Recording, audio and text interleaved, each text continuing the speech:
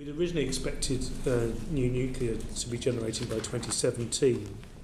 Now we're hoping for 2023. I wonder at what point will the government consider its present reliance on the private sector leading on nuclear new build to have failed?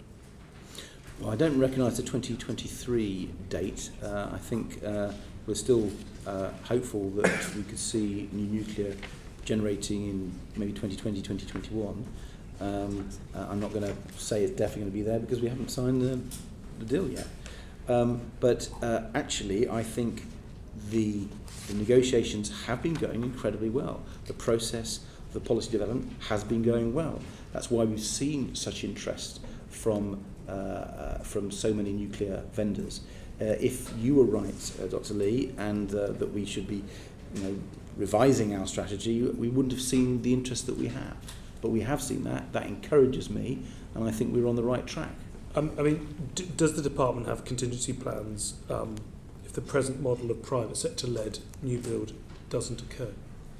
Well, that's a hypothetical question. We believe it is going to occur. All the evidence I've seen, both from the negotiations and from the interest from Hitachi, which I've talked about, but from other players as well.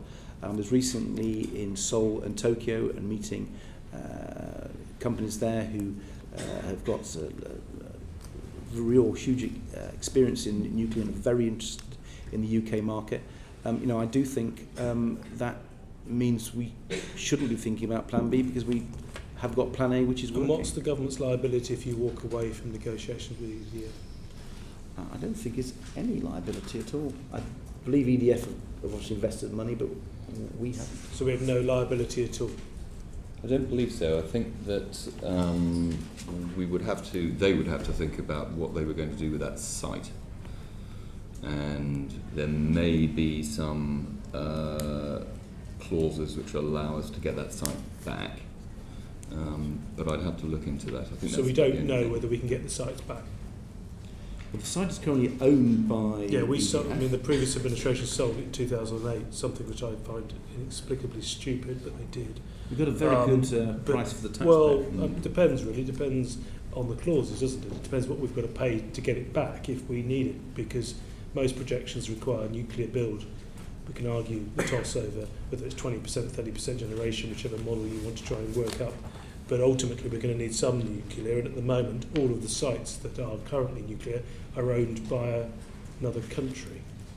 So I think it'd be nice to know what the buyback clause is. There are use it or lose it conditions in these agreements. And finally, I guess in terms of, it's going back to these strike prices for offshore wind. I mean, £155 plus what Mr. Liddy was saying about backup, and we can argue whether you need full backup or not, but it's another expense. And I'd add to that also the capacity market costs as well, that by definition, if you're looking at these graphs, the more wind you have, the more this graph doesn't look so good if the wind doesn't blow.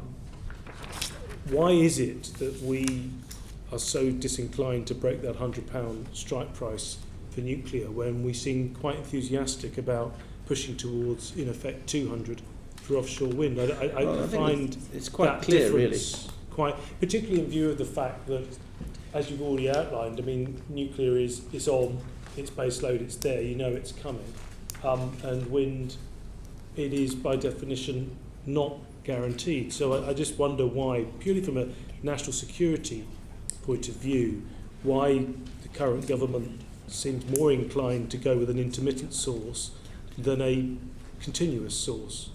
Well, I think the current government, we want to have a diverse set of sources.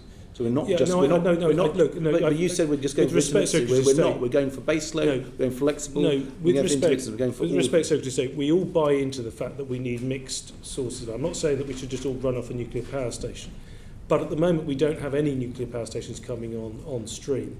I'm just slightly surprised that if we were going to choose an energy form, in current geopolitical circumstances, we've gone with an intermittent source, not a continuous source, and we seem demonstrably disinclined to be putting up taxpayers' money to incentivise nuclear, but we seem quite eager to do offshore wind.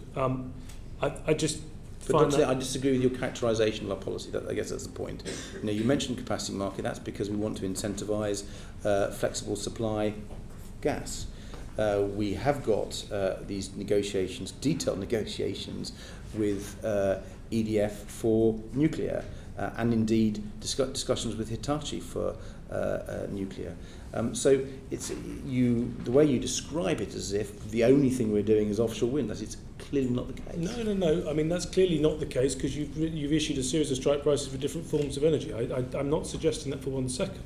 I'm just saying in terms of priority, from a national security perspective, keeping the lights on, etc., it does seem a bit bizarre to me that we're prepared to throw almost double at a form that is intermittent, not continuous. It's not about putting all our eggs in one basket, but at the moment as it stands, we seem to be doing that, and I just find that surprising. That's the point that we're disagreeing on. We're not putting all our eggs in one basket. We do believe... No, I've not said that. I'm saying of the list, and we could add nuclear if you could put the strike price on here. It does seem surprising that we are prepared to give virtually double to a form that is intermittent and for which we don't know whether it will last for 25 years or not, but we seem disinclined to do so for nuclear, and I just find that at the moment, from a national security perspective, somewhat baffling. Well, first of all, any nuclear contract would be an awful lot longer than any contract for offshore wind. Yes. I think that's obvious. Yes. So one has to note that difference. One also should know the difference that nuclear is a relatively mature technology, offshore wind is a relatively immature technology, and we believe, and we've got a huge amount of evidence to show this, that the cost of offshore wind will decline significantly. New offshore wind, not the offshore wind we built. That's indeed, yeah.